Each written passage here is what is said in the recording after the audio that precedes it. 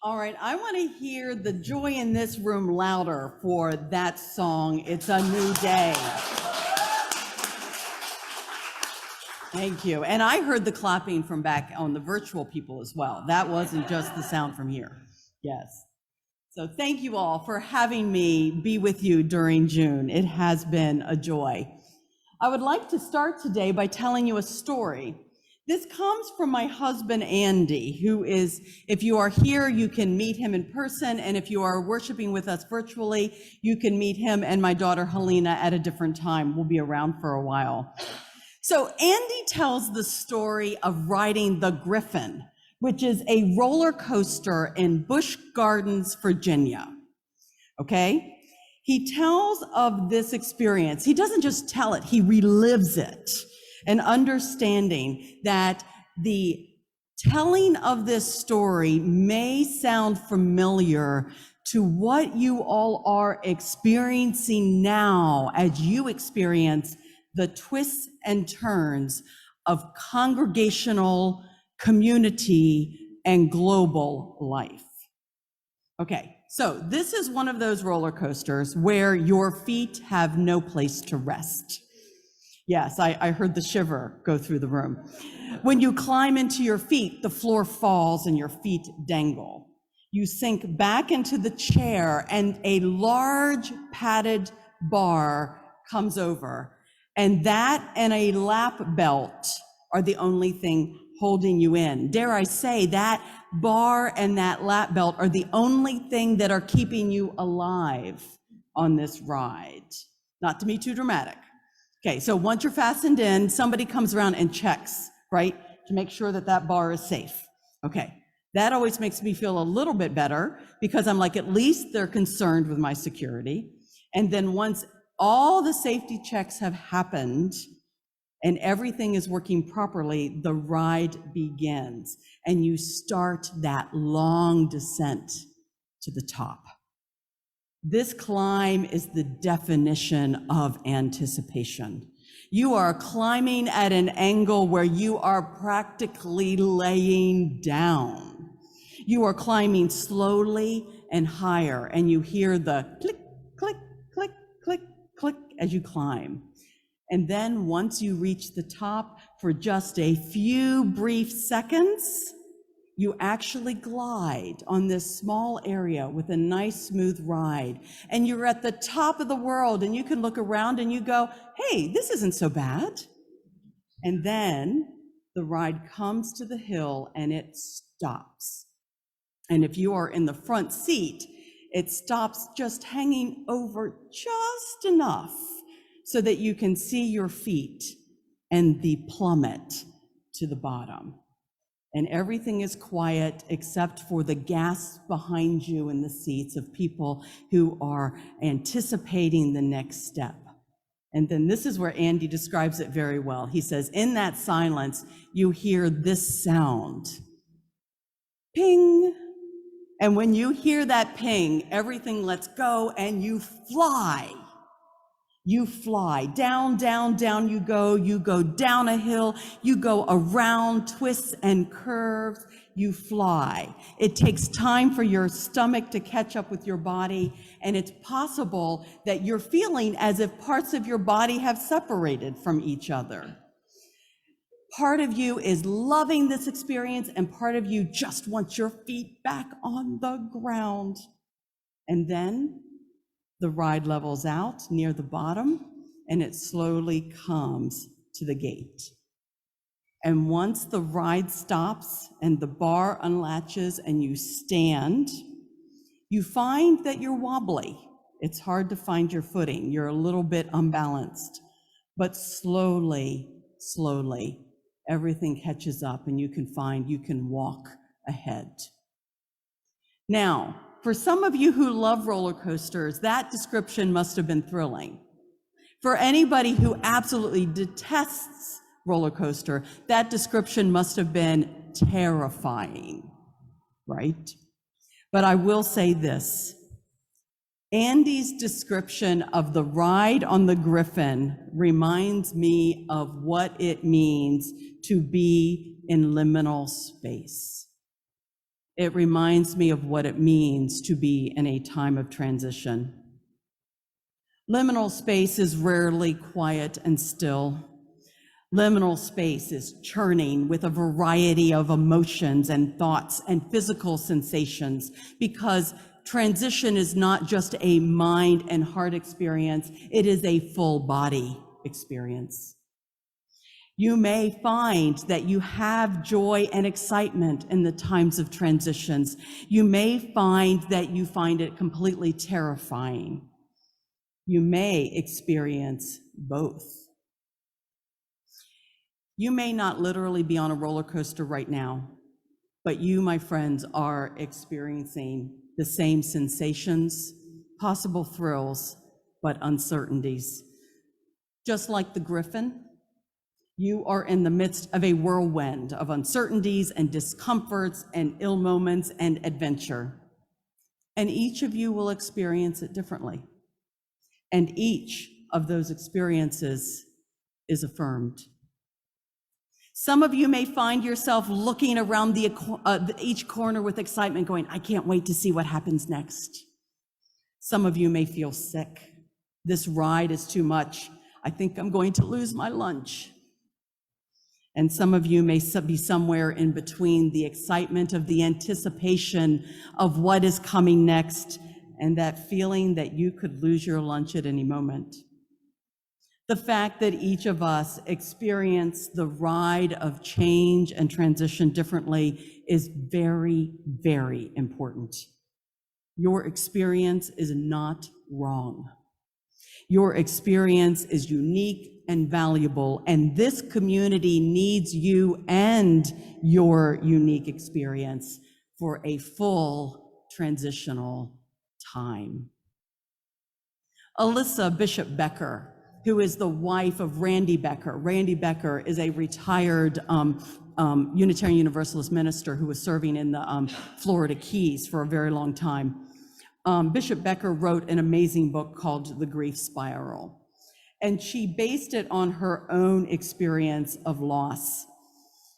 Bishop Becker is clear that Elizabeth Kubler-Ross's 5 stages, and I now sometimes they're expanded to other stages, but those 5 stages of grief are not linear. Think about them: denial, anger, bargaining, depression, and acceptance, and there's others that have been added. Bishop Becker believes that they are spiraled, that our journey through grief is a spiral. And I dare say it's more than a spiral, it's a chaotic adventure. We go not linearly and cleanly through each of the stages. We wind and we turn. And often we even experience grief and the different stages, some of the elements at the exact same time. We'll go back to some of those elements and then we'll go forward. We'll go round and round and round. And each of us as individuals experience it differently, and the community has its own experience. Grief is a spiral. It is not linear. Experiencing grief is not clean. It is not neat. It is chaotic. It is messy, and it's uncomfortable. And experiencing grief is a part of the transitional experience. It is a big part of liminal space, where you all reside. And to make it even more difficult, it is important to note that grief and traumas layer upon each other. This congregation is experiencing the most recent grief with the departure of your minister. But you also have experienced other griefs in the recent months, all which layer together. The pandemic brings its own uncertainties and griefs. There are mass shootings in Uvalde, Texas, and many other places around the United States. We carry the weight of hate and violence and building microaggressions based on skin color, gender expression and identity, sexuality, economic standing, and more. We are watching world events like the war in the Ukraine and Ethiopia and Afghanistan, and the war on drugs in Mexico. You have experienced grief that comes with the climate crisis. And it is possible that each of you are experiencing your own family or personal griefs in addition. My friends, these layer with each other. It is a lot. Let me say that again. They layer with each other, and it is a lot. And the weight of the journey in this liminal space gets heavier and heavier. There's another transition that you might not be able to pinpoint, but that is also in the mix.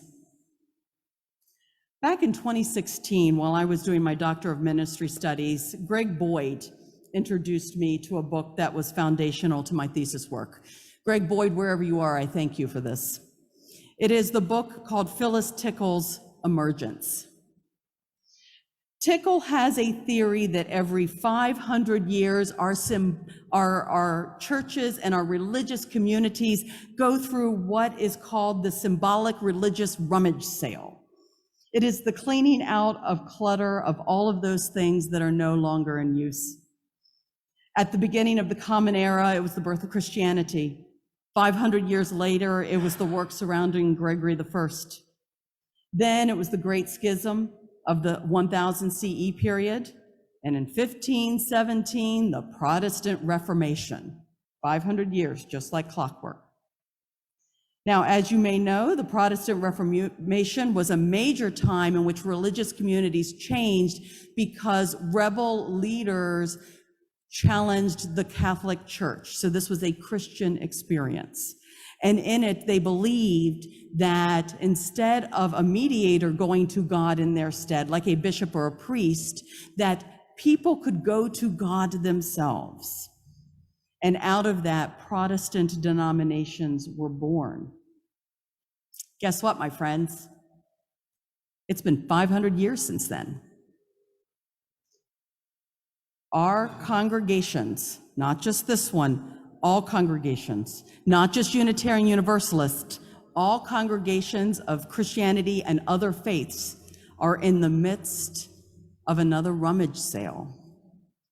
Now, I want you to know that this rummage sale began far before the pandemic. Attendance and membership in religious communities has been decreasing for decades. The way we worship and learn together and gather has been feeding less and less people. Now, in Christian denominations, I cannot speak to other faiths, but I know in Christian denominations, this decrease happened several decades ago. They've started to mark it. And for several years in the 1990s, up until 2008, and I can show you the statistics to mark it, Unitarian Universalists actually benefited from that decrease because people who were not being fed within their Christian denominations came to our doors. But then in 2008, the decrease caught up with Unitarian Universalists as well. And ever since, people are leaving. The pandemic did not cause the decline, but the pandemic did speed it up. People who have been trying to figure out where they fit and how they can act in and out of their beliefs and not finding it within communities during the pandemic said, I think I'm doing okay without them, and have not returned.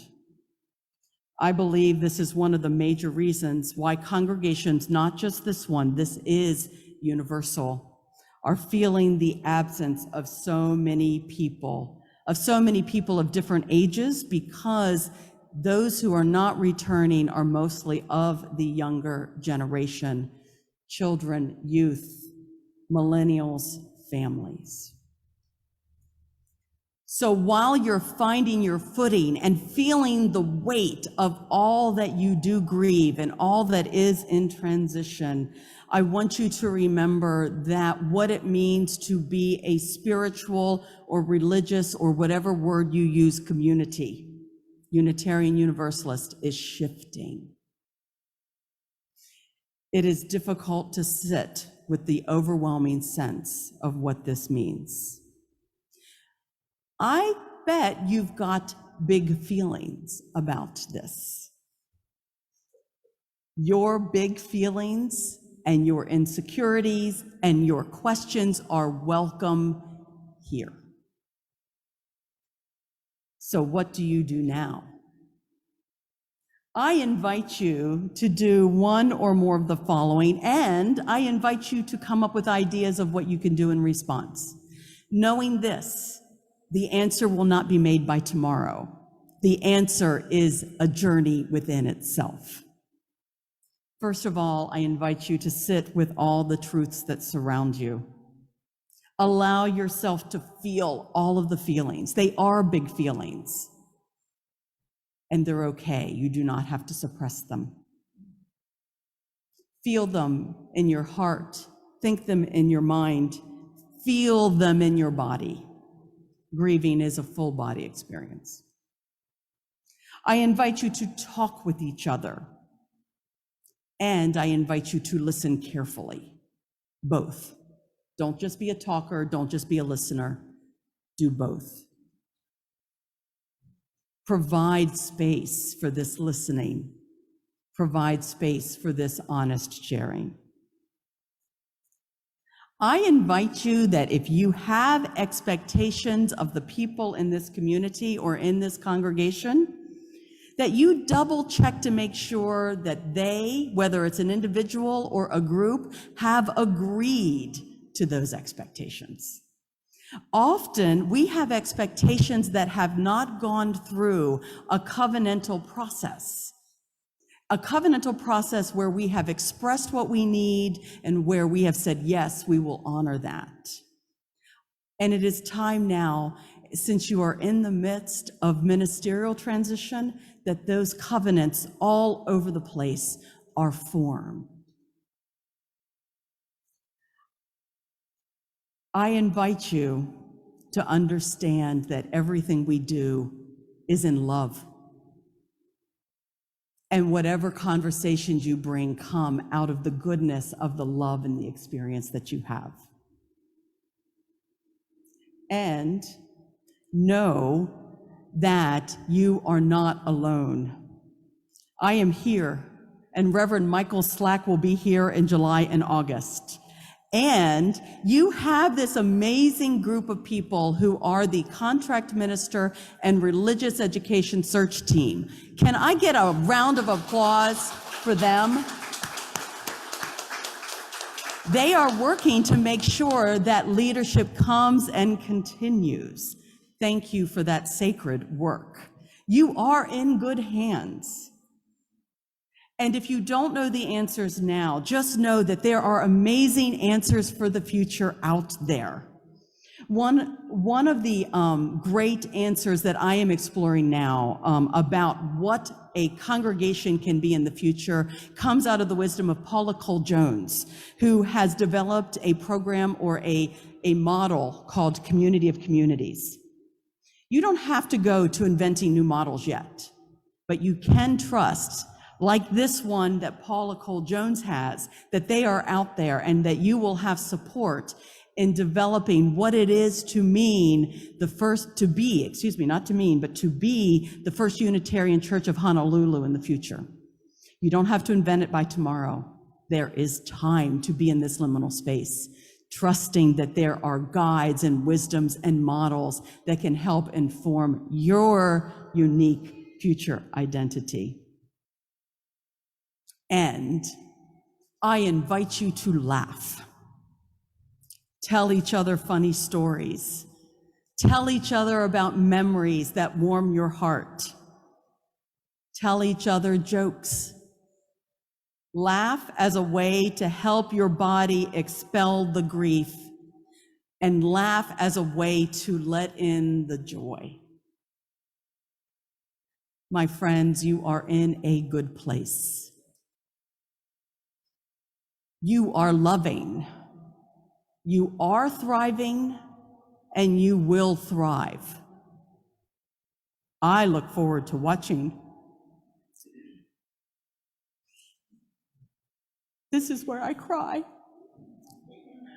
because your story is beautiful.